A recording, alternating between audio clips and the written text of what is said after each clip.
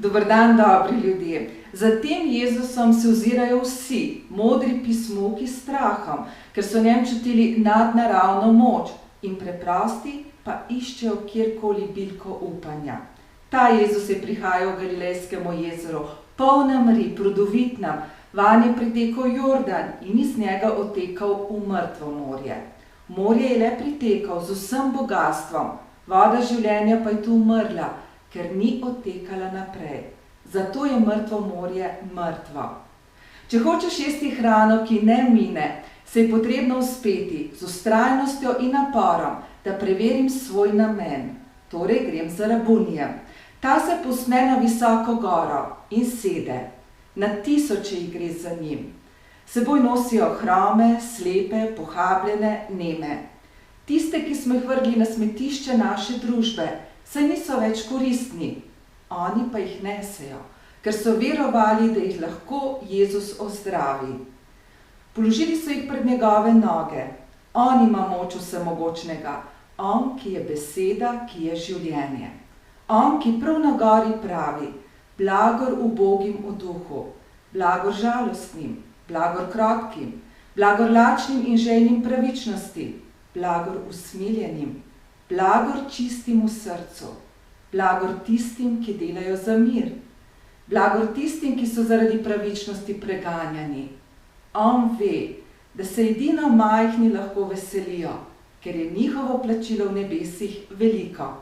Imajo bolezni z vseh 4 strani neba, so hromi, ne hodijo, ne morejo priti domov, ne morejo stopiti niti v odnos z drugim, preveč so ranjeni. So slepi, ne vidijo luči resnice, ne vidijo nikogar, so pohabljeni, so brez hrbtenice, klonijo pred mamljivimi stvarmi tega sveta. Gluhi pa ne slišijo nikogar, častijo malike. Te polagajo pred Jezusa. Ta del smeti, ki je neradoviten, okrnjen, ki boli, želi odložiti na gori, pred Jezusom in se spustiti rodovitni v dolino jezera k vodi življenja. Še sami ne verjamejo. Beseda je oživela. Nemi so spregovorili, slepi so razsvetljeni, okovi srca so jim padli, ker jih je pogledal on in jih je vzljubil.